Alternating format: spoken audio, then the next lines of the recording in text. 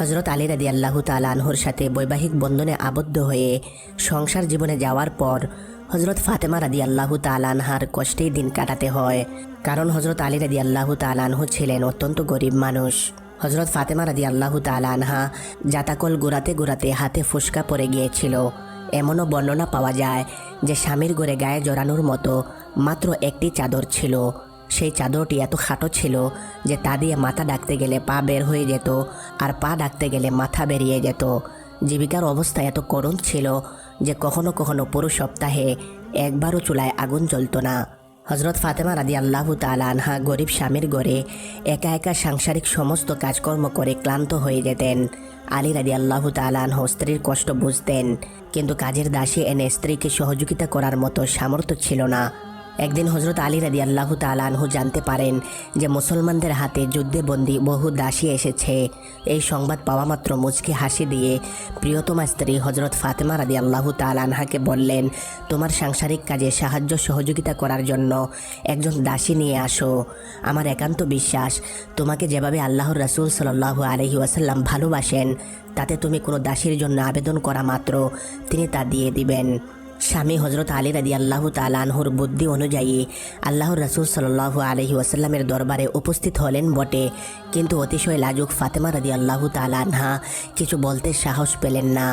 রাসূলুল্লাহ সাল্লাল্লাহু আলাইহি ওয়াসাল্লাম কন্যা ফাতেমার আগমন দেখে তার কারণ জিজ্ঞেস করলেন। তখন ফাতেমা রাদিয়াল্লাহু তাআলা আনহা জবাবে বললেন, আপনাকে সালাম দিতে উপস্থিত হয়েছিলাম।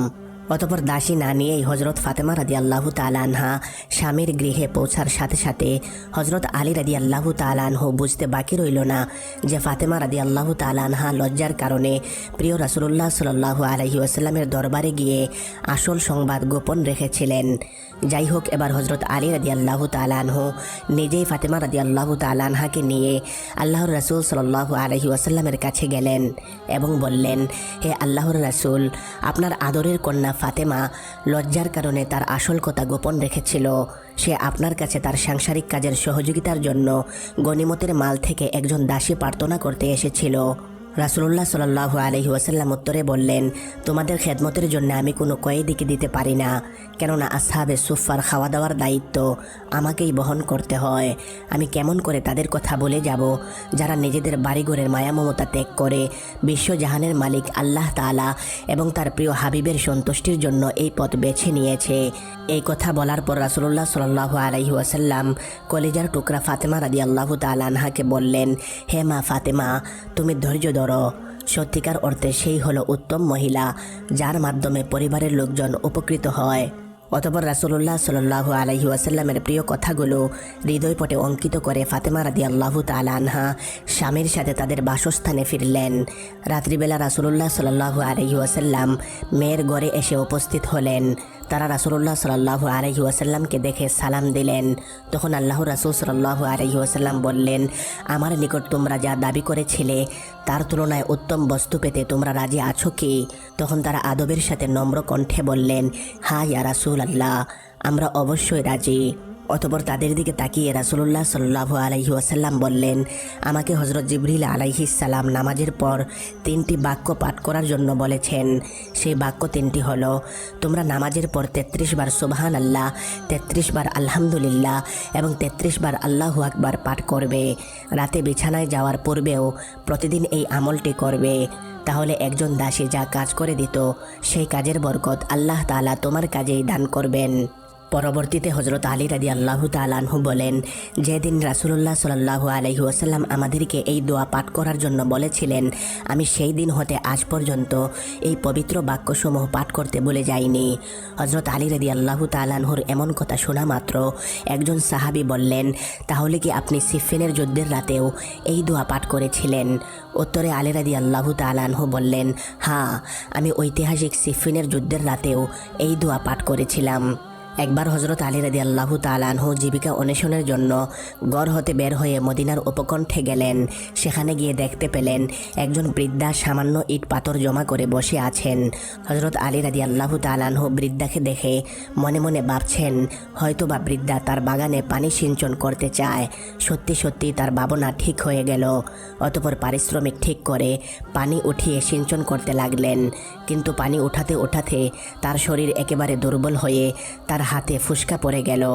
এই হাড়ভাঙ্গা পরিশ্রমের পারিশ্রমিক হিসাবে পেলেন মাত্র এক মুঠো খেজুর।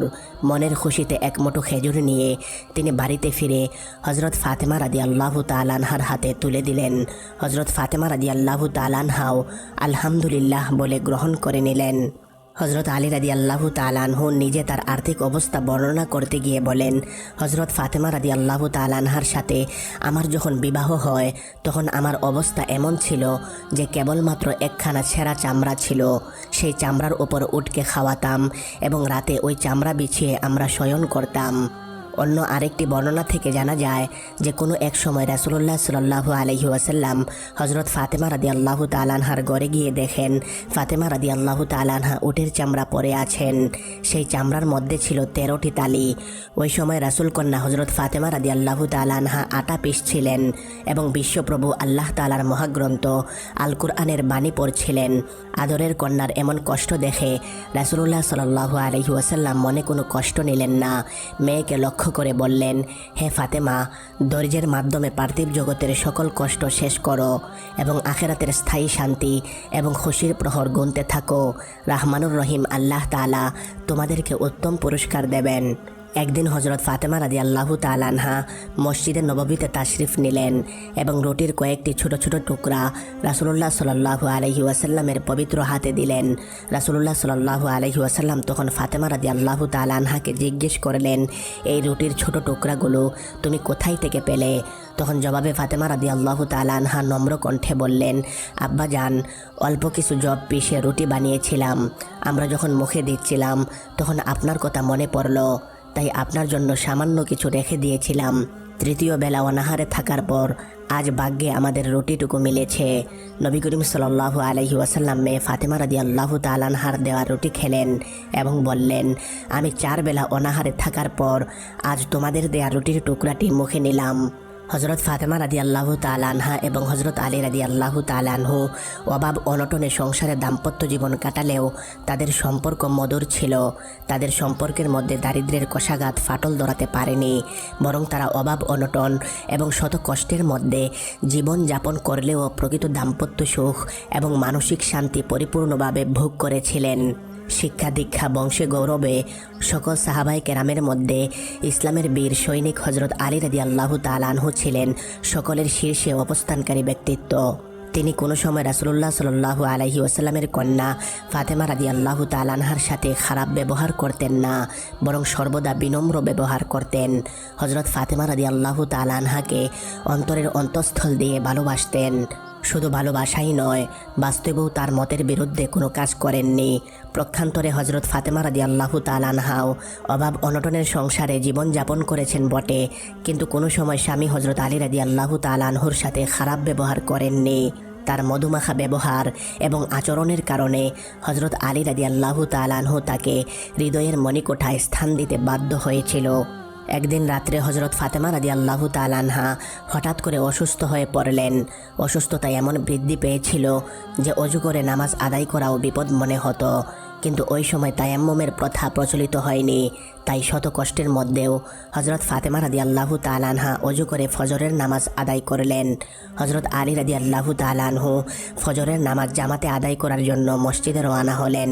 মসজিদ থেকে ঘরে এসেই দেখতে পেলেন অসুস্থ ফাতেমা রাদিয়াল্লাহু তাআলা আনহা বসে বসে যাতায় আটা ভাঙতেছেন।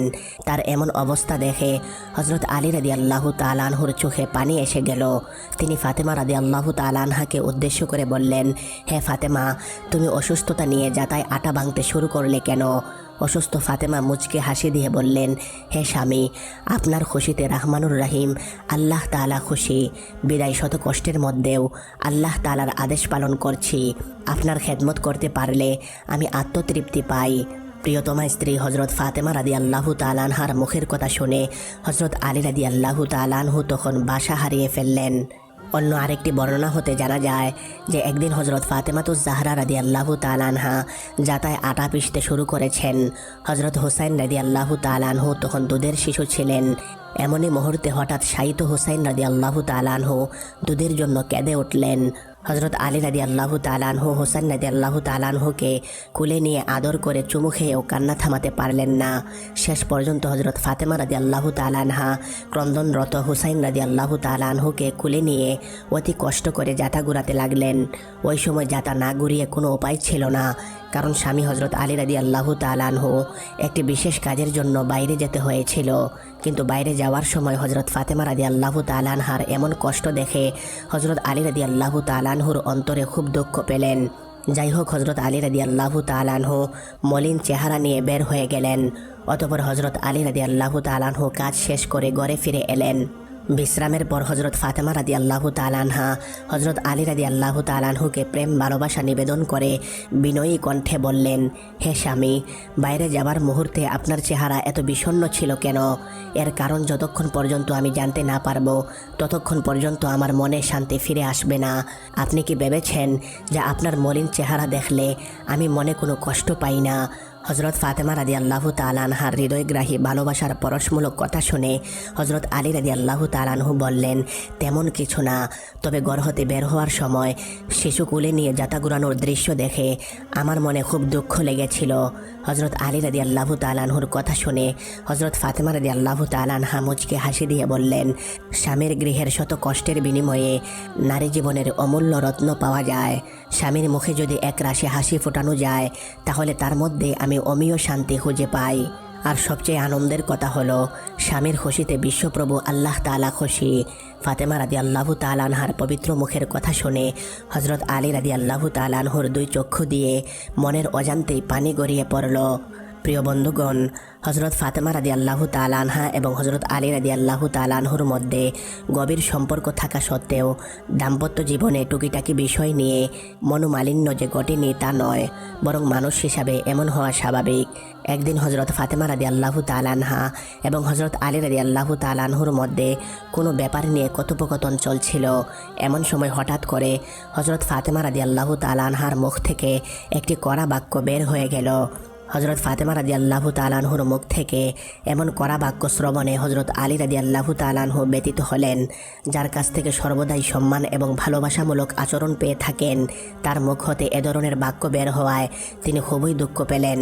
যাই হোক, হজরত আলী রাদিয়াল্লাহু তাআলা আনহু ফাতেমা রাদিয়াল্লাহু তাআলা আনহার সাথে অভিমান করে তাকে কোনো কিছু না বলে ঘর থেকে বের হয়ে গেলেন। এমনকি রাতেও ঘরে ফিরে আসেননি। তাদের এমন মনোমালিন্যের কথা প্রিয় নবী সাল্লাল্লাহু আলাইহি ওয়াসাল্লামের কানে গেল। তখন আল্লাহর নবী সাল্লাল্লাহু আলাইহি ওয়াসাল্লাম হজরত আলী রাদিয়াল্লাহু তাআলা আনহুর খোঁজে বের হয়ে গেলেন। খুঁজতে খুঁজতে হঠাৎ দেখলেন আলী রাদিয়াল্লাহু তাআলা আনহু মসজিদে ধুলাবালুর মধ্যে শুয়ে আছেন। আল্লাহর নবী সাল্লাল্লাহু আলাইহি ওয়াসাল্লাম তাকে এমন অবস্থায় দেখে হে আবু তুরাব, অর্থাৎ হে দুলাবালির বাপ বলে ডেকে উঠালেন এবং বললেন, অতি শীঘ্রই গৃহে চলো। আল্লাহর নবী সাল্লাল্লাহু আলাইহি ওয়াসাল্লামের নির্দেশে হজরত আলী রাদিয়াল্লাহু তাআলা আনহু রাসূলুল্লাহ সাল্লাল্লাহু আলাইহি ওয়াসাল্লামের সাথে গৃহে চললেন। অতঃপর রাসূল আকরাম সাল্লাল্লাহু আলাইহি ওয়াসাল্লাম উভয়কে নসিহত করে উভয়ের মধ্যেকার মনোবিবাদ মিটিয়ে দিয়ে বললেন, তোমরা সুখে থাকো। আর একটি বর্ণনায় দেখা যায় যে একদা কোনো এক ব্যাপারে হজরত আলী রাদিয়াল্লাহু তাআলা আনহু এমন একটি কাজ করে বসলেন যাতে ফাতেমা রাদিয়াল্লাহু তাআলা আনহা তার প্রতি অসন্তুষ্ট হয়ে ঘর ছেড়ে চলে গেলেন। অতঃপর নবী করিম সাল্লাল্লাহু আলাইহি ওয়াসাল্লামের কাছে অভিযোগ করলেন। এদিকে হজরত আলী রাদিয়াল্লাহু তাআলা আনহু এসে উপস্থিত হলেন। হজরত ফাতেমা রাদিয়াল্লাহু তাআলা আনহা হজরত আলী রাদিয়াল্লাহু তাআলা আনহুর সামনে তার বিরুদ্ধে পিতার কাছে অভিযোগ করলেন। আল্লাহর নবী সাল্লাল্লাহু আলাইহি ওয়াসাল্লাম হজরত ফাতেমা রাদিয়াল্লাহু তাআলা আনহার কথা শ্রবণ করে হজরত আলী রাদিয়াল্লাহু তাআলা আনহুকে কোনো কিছু জিজ্ঞেস না করেই ফাতেমার দিকে তাকিয়ে বললেন, হে ফাতেমা, সকল বিষয়ই যে আলী রাদিয়াল্লাহু তাআলা আনহু তোমার মন জুগিয়ে চলবে এটা হতে পারে না। তোমারও ধৈর্য ধারণ করে চলা উচিত। পিতা মুহাম্মদ রাসূলুল্লাহ সাল্লাল্লাহু আলাইহি ওয়াসাল্লামের এমন কথা শুনে হজরত ফাতেমা রাদিয়াল্লাহু তাআলা আনহা কোনো কিছু বললেন না। নিজের ভুল বুঝতে পেরে লজ্জিত হয়ে স্বামীর সাথে ঘরে চললেন। একদিন এক অসহায় ভিখারি হজরত ফাতেমা রাদিয়াল্লাহু তাআলা আনহার ঘরের দরজায় এসে করুণ কণ্ঠে বললেন, আমাকে কিছু খাবার দিন, আমি ক্ষুধার জ্বালা আর সইতে পারছি না। অসহায় ভিখারির করুণ আর্তনাদে মায়া মমতার প্রতিমূর্তি হজরত ফাতেমা রাদিয়াল্লাহু তাআলা আনহা এত ব্যতীত হলেন যে তার চোখ বেয়ে জর্জর করে পানি পড়ছিল। কিন্তু ভিক্ষুককে দেওয়ার মতো তার ঘরে কোনো কিছুই ছিল না। কিন্তু ভিক্ষুককে খালি হাতে ফিরিয়ে দিতে হজরত ফাতেমাতুজ জাহরা রাদিয়াল্লাহু তাআলা আনহা মোটেই সম্মত ছিলেন না। তাই তিনি গৃহের মধ্যে দেবার মতো কিছু না দেখে হজরত হাসান এবং হুসাইন রাদিয়াল্লাহু তাআলা আনহুমা যে মেষের চামড়াটি বিছিয়ে রাতে শয়ন করতেন তাই ভিক্ষুককে দিয়ে দিলেন। আর দেওয়ার সময় নম্র কণ্ঠে বললেন, বাবা, আপনাকে ইহা ছাড়া আর কিছুই দিতে পারলাম না, আপনি অন্যত্র একটু চেষ্টা করে দেখুন। ভিক্ষুক বললেন, আমার তো মা চামড়ার প্রয়োজন নেই, আমার খাবার দরকার। ভিক্ষুকের এমন করুণ কথা শুনে হজরত ফাতেমা রাদিয়াল্লাহু তাআলা আনহা নিজের গলা থেকে গহনা খুলে তাকে বললেন, ইহা নিয়ে বিক্রয় করে কিছু খাবার ক্রয় করা যায় কিনা দেখুন। আমি আপনাকে খাওয়ার জন্য কিছুই দিতে পারলাম না, সেজন্য আমাকে ক্ষমা করে দিন। আরেকটি বর্ণনায় পাওয়া যায়, কোনো এক সময় নবী করিম সাল্লাল্লাহু আলাইহি ওয়াসাল্লাম তার প্রিয় কন্যা ফাতেমা রাদিয়াল্লাহু তাআলা আনহাকে একটি নতুন জামা তৈরি করে দিয়েছিলেন। ওই সময় তার নিকট একটি পুরাতন জামাও ছিল। ওই মুহূর্তে হঠাৎ করে একজন ভিখারিনী এসে হজরত ফাতেমা রাদিয়াল্লাহু তাআলা আনহার নিকট একটি জামা ভিক্ষা চাইল। তখন ফাতেমা রাদিয়াল্লাহু তাআলা আনহা নিজের দুইটি জামা হতে একটি ভিখারিনীকে দান করে দেওয়ার মনস্থ করে পুরাতন জামাটি নিয়ে আসলেন। হঠাৎ করে তার মনে এটা ভেসে উঠল যে কোনো সময় কাউকে কিছু দান করলে নিজের পছন্দনীয় প্রিয় জিনিসটি দান করতে হয়। আদর্শের প্রতীক হজরত ফাতেমা রাদিয়াল্লাহু তাআলা আনহা হৃদয়ে এমন কথা ভেসে ওঠা মাত্রই পুরাতন জামাটি রেখে রাসূলুল্লাহ সাল্লাল্লাহু আলাইহি ওয়াসাল্লামের দেওয়া নতুন জামাটি ভিখারিনীকে দিয়ে দিলেন। তার এমন অপূর্ব দানের প্রতিদানে রাহমানুর রহিম আল্লাহ তাআলা তার জন্য হজরত জিবরাইল আলাইহিস সালামের মারফতে একটি বেহেশতি রেশমি জামা পাঠিয়ে দিলেন। একদিন হজরত ফাতেমা রাদিয়াল্লাহু তাআলা আনহার ঘরে খাবার মতো কিছুই ছিল না। সেদিন হজরত আলী রাদিয়াল্লাহু তাআলা আনহু অনেক চেষ্টা করে কোনো কাজের সন্ধান মেলাতে পারেনি। সন্ধ্যার সময় মলিন মুখে গৃহে ফিরে আসলেন। হজরত আলী রাদিয়াল্লাহু তাআলা আনহু ফাতেমা রাদিয়াল্লাহু তাআলা আনহাকে কিছু না বললেও ফাতেমা রাদিয়াল্লাহু তাআলা আনহা বুঝতে বাকি রইল না। যার কারণেই ফাতেমা রাদিয়াল্লাহু তাআলা আনহা বললেন, আপনার মলিন মুখ দেখে আমি সহ্য করতে পারছি না। আপনি কাজ মেলাতে পারেননি বলে মনে দুঃখ নেবেন না, আমি কষ্ট করতে সম্মতি আছি। তবে এভাবে কাজের জন্য না ঘুরে তার চেয়ে ছোটোখাটো একটা ব্যবসা বাণিজ্য করতে পারলে অবশ্যই ভালো হতো। ফাতেমা রাদিয়াল্লাহু তাআলা আনহার কথা শুনে আলী রাদিয়াল্লাহু তাআলা আনহু বললেন, আমার তো এরকম একটি মনোভাব ছিল, কিন্তু মূলধন তো নেই। মূলধনের ব্যবস্থা করতে পারছি না বলেই এরকম দিন মজুরি করার জন্য আমাকে ঘুরে বেড়াতে হয়। হজরত আলী রাদিয়াল্লাহু তাআলা আনহুর কথা শুনে হজরত ফাতেমা রাদিয়াল্লাহু তাআলা আনহা বললেন, আমার দুলাভাই ওসমান রাদিয়াল্লাহু তাআলা আনহু তিনি একজন বিরাট ধনী মানুষ, তার কাছে কিছু টাকা মূলধন হিসেবে চেয়ে দেখতে পারেন। যদি কিছু টাকার ব্যবস্থা করতে পারেন তাহলে যে কোনো একটা ব্যবসা শুরু করে দিন। হজরত ফাতেমা রাদিয়াল্লাহু তাআলা আনহার কথায় হজরত আলী রাদিয়াল্লাহু তাআলা আনহু সম্মতি হলেন। যাই হোক, হজরত ফাতেমা রাদিয়াল্লাহু তাআলা আনহার কথা অনুযায়ী পরের দিন সকালে উঠেই হজরত আলী রাদিয়াল্লাহু তাআলা আনহু ওসমান রাদিয়াল্লাহু তাআলা আনহুর বাড়ির দিকে রওনা হলেন। কিছু পথ অতিক্রম করার পরই তিনি দেখতে পেলেন একজন অপরিচিত ব্যক্তি একটা উট নিয়ে রাস্তার মাঝে দণ্ডায়মান রয়েছেন। লোকটি হজরত আলী রাদিয়াল্লাহু তাআলা আনহুকে দেখা মাত্রই বলে ফেললেন, ভাই, আপনি কি এই উটটি খরিদ করবেন? তখন হজরত আলী রাদিয়াল্লাহু তাআলা আনহু বললেন, মনের একান্ত ইচ্ছা থাকলেও উট কেনার মতো অর্থ আমার কাছে নেই। তখন লোকটি বললেন, আমাকে আপনি না চিনলেও আপনাকে আমি অবশ্যই চিনেছি। আপনি হলেন বিশ্বনবী সাল্লাল্লাহু আলাইহি ওয়াসাল্লামের জামাতা হজরত আলী রাদিয়াল্লাহু তাআলা আনহু। আপনি যদি 100 দিরহামের বিনিময়ে এই উটটি কেনার আশা করেন তাহলে আমি আপনাকে বাকিতে দিয়ে দিব। আপনি আপনার সুযোগ মতো বিক্রয় করে আমার প্রাপ্য অংশ আমাকে ফেরত দিয়ে দিবেন। ঠিক ওই লোকটির কথা মতো হজরত আলী রাদিয়াল্লাহু তাআলা আনহু 100 দিরহাম মূল্য ঠিক করে বাকিতে উটটি ক্রয় করে নিলেন। অতঃপর তিনি বাড়ির দিকে চলে গেলেন। কিছু দূর চলতে না চলতেই এক ব্যক্তির সাথে তার দেখা হলো। সে বলল, হে ভাই হজরত আলী, আপনার এই উটটি আমার কাছে বিক্রয় করবেন কি? তখন হজরত আলী রাদিয়াল্লাহু তাআলা আনহু বললেন, হ্যাঁ, আমি এই উটটি বিক্রয় করব। একথা বলার পরই হজরত আলী রাদিয়াল্লাহু তাআলা আনহু সেই লোকটির নিকট 150 দিরহাম মূল্যের বিনিময়ে উটটি বিক্রয় করে দিলেন। লোকটি উট নিয়ে চলে গেলেন। আর হজরত আলী রাদিয়াল্লাহু তাআলা আনহু মনের খুশিতে বাড়ির দিকে রওনা হলেন। এমন সময় হঠাৎ করে প্রথম ব্যক্তি সেখানে উপস্থিত হয়ে, অর্থাৎ যে ব্যক্তি বাকিতে উট বিক্রয় করেছিলেন, তিনি এসে বললেন, হে ভাই হজরত আলী রাদিয়াল্লাহু তাআলা আনহু, আপনি কি আপনার উট বিক্রয় করেছেন? তখন হজরত আলী রাদিয়াল্লাহু তাআলা আনহু বললেন, হ্যাঁ ভাই, উটটি আমি 150 দিরহামের বিনিময়ে বিক্রয় করেছি। হজরত আলী রাদিয়াল্লাহু তাআলা আনহুর কথা শোনা মাত্রই লোকটি বললেন, আমার প্রাপ্য 100 দিরহাম আমাকে ফেরত দিয়ে দিন। তখন আলী রাদিয়াল্লাহু তাআলা আনহু 100 দিরহাম দিয়ে দিলেন এবং লাভের অবশিষ্ট দিরহাম নিয়ে বাড়ির দিকে চললেন। কিছু পথ অতিক্রম করার পরই পথিমধ্যে রাসূলুল্লাহ সাল্লাল্লাহু আলাইহি ওয়াসাল্লামের সাথে হজরত আলী রাদিয়াল্লাহু তাআলা আনহুর দেখা হলো। হজরত আলী রাদিয়াল্লাহু তাআলা আনহুর শ্বশুর আব্বা রাসূলুল্লাহ সাল্লাল্লাহু আলাইহি ওয়াসাল্লামের কাছে সব কিছু খুলে বললেন। তখন রাসূলুল্লাহ সাল্লাল্লাহু আলাইহি ওয়াসাল্লাম বললেন, হে আলী, তুমি কি চিনতে পেরেছ এই দুই ব্যক্তি কে ছিল? জবাবে হজরত আলী রাদিয়াল্লাহু তাআলা আনহু বললেন, হুজুর, আমি কাউকেই চিনতে পারিনি। তখন রাসূলুল্লাহ সাল্লাল্লাহু আলাইহি ওয়াসাল্লাম বললেন, তারা ছিল আল্লাহর পক্ষ থেকে ফেরেশতা।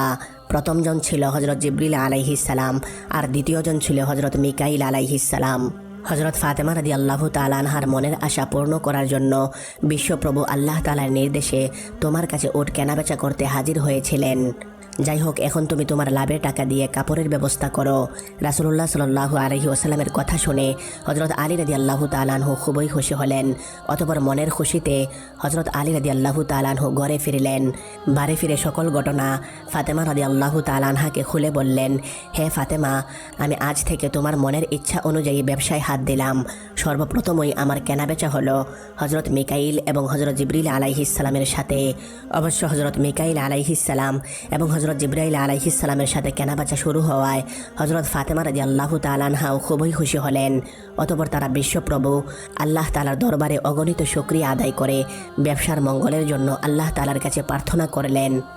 অন্য আরেক দিনের ঘটনা, একদা রাতের বেলা হজরত ফাতেমা রাদিয়াল্লাহু তাআলা আনহা পিতা হজরত মুহাম্মদ সাল্লাল্লাহু আলাইহি ওয়াসাল্লামের সাথে সাক্ষাৎ করার জন্য ইচ্ছা পোষণ করে ঘর হতে বের হলেন। তখন দেখতে পেলেন বাড়ির প্রবেশ পথেই একটি উট দাঁড়িয়ে আছে।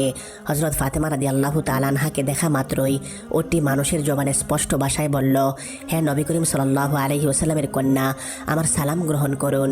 আপনার খেদমতের জন্যেই আমি এখানে উপস্থিত হয়েছি। আপনার সাথে আমিও রাসূলুল্লাহ সাল্লাল্লাহু আলাইহি ওয়াসাল্লামের সাথে দেখা করতে যাব। অনুগ্রহ করে আপনি আমার পিঠে উঠে বসুন, আপনাকে আমি রাসূলুল্লাহ সাল্লাল্লাহু আলাইহি ওয়াসাল্লামের কাছে নিয়ে যাব। হযরত ফাতেমা রাদিয়াল্লাহু তাআলা আনহা উটের কথা শোনা মাত্রই অবাক হয়ে গেলেন। অতঃপর তিনি উটের পিঠে আরোহণ করে রহমানুর রহিম আল্লাহ তাআলার প্রশংসা করে বললেন, হে আমার প্রভু, তুমি সারা জাহানের মালিক, তোমার মহিমার অন্ত নেই। তুমি তোমার অদম দাসীর প্রতি যে অনুগ্রহ করেছ, এর জন্য লাখ লাখ শুকরিয়া জ্ঞাপন করছি। চিরদিন তুমি তোমার এই দাসীর প্রতি সন্তুষ্ট থেকো।